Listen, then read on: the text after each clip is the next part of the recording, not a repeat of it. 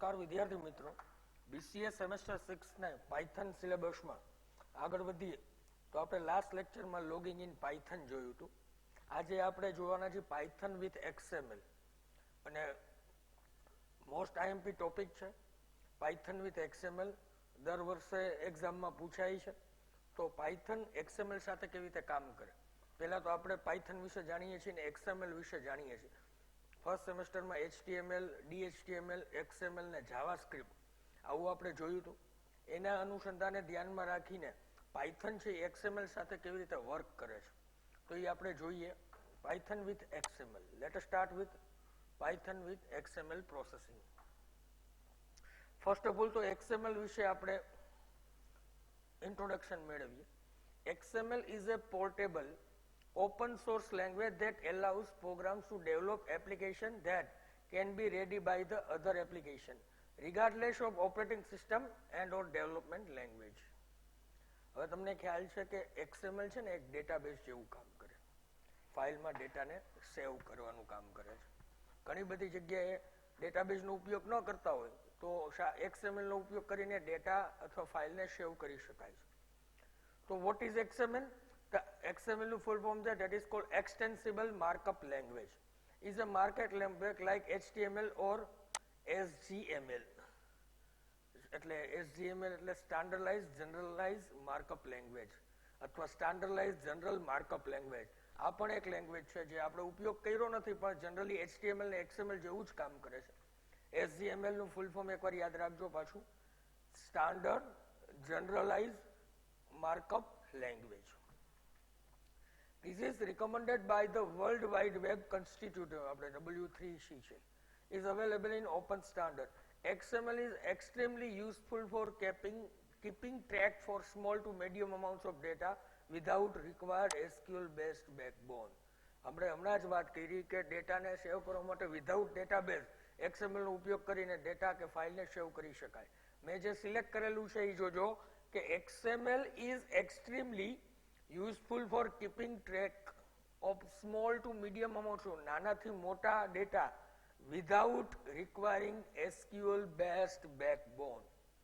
એટલે કે SQL ના બેકબોન વગર આને ડેટા ફાઇલ સેવ કરી શકાય છે.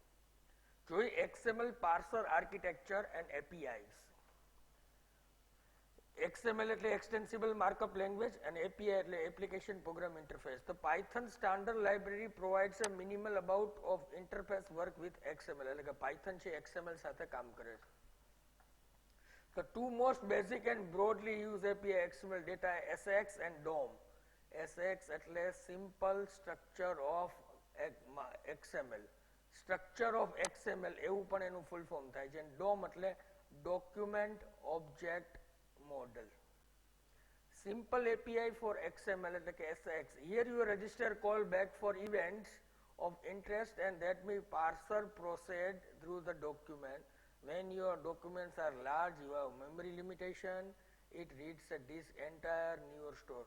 આનો ઉપયોગ ક્યારે થાય છે? SAX એટલે કે Simple Structure of XML એનું ફૂલ ફોર્મ છે કે લાર્જ અમાઉન્ટ ઓફ ડેટા, જ્યારે documents are large or you have memory limitation, that means you have to use simple MEI for SAX એટલે કે Simple Structure of XML.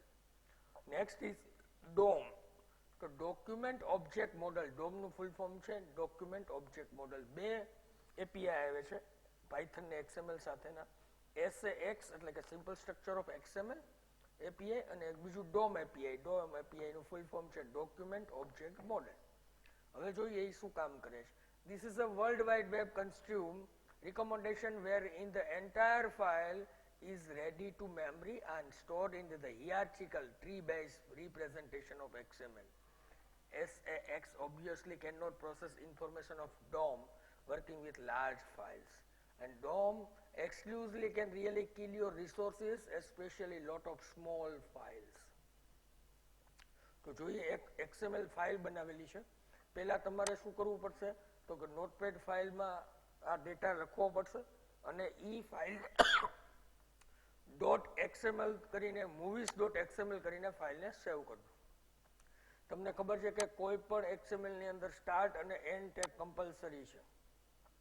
તો એની અંદર collection self new arrivals movie title આખી એક file છે. એ file એને બનાવી અને એનું નામ આપી દીધું છે movies.xml એક્સટેન્શન. આપણે કેમ .html એક્સટેન્શન આપીએ છીએ એવી રીતે XML નું .xml એક્સટેન્શન આપી દીધું. મૂવી ટાઇટલ બધા આપી દીધા છે. પછી હવે પાર્સિંગ કરવા માટે SX API માં કેવી રીતે કરે છે. SX standard interface event driven XML parsing. Parsing XML says is generally requires to create a content handler subclass xml.sax એટલે કે xml.standard અથવા structure of XML. Your content handler handles the particular tags and attribute of XML. હવે જો નીચે parser method બનાવેલી છે. Following method creates a new parser method and returns it. The parser object created will the first parser type of system find xml.sax.make_parser અને parser list. Parser list નો ઉપયોગ parameter નો શું છે? The optional argument consisting a list of parser to use which must all implement like make parser method. Parse method ની અંદર શું આવે છે? xml.sax.parser XML file, content handler અને error handler. XML ફાઇલ એટલે ફાઇલ રીડ કરવા માટે XML ફાઇલનું નામ એટલે કે આપણે ઉપર હમણાં ફાઇલ બનાવી movies.xml અને content handler, this must be content handler object. This is the must be content handler. It has a object. And error handler, it specified error handler must be error handler object. The parse string method, there is one of the most important method of XML string method.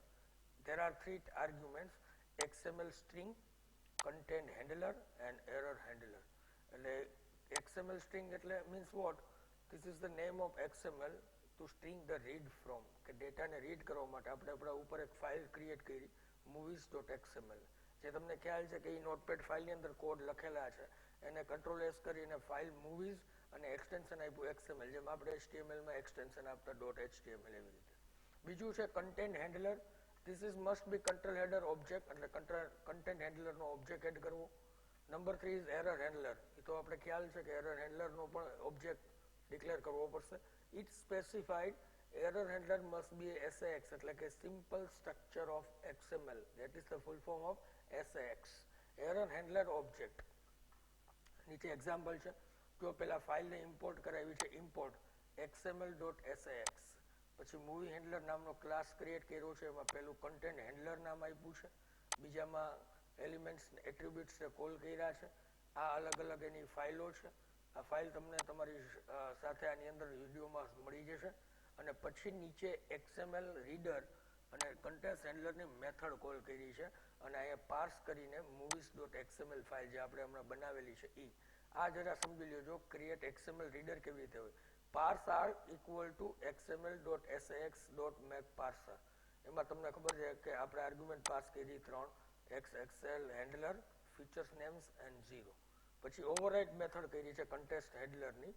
Handler equal to movie handler અને parser.set content handler બ્રેકેટમાં handler અને parse.parse એમાં એક file આપણે જે ઉપર create કરી ફરીથી તમને પાછી ડિસ્પ્લે કરી દઉં છું.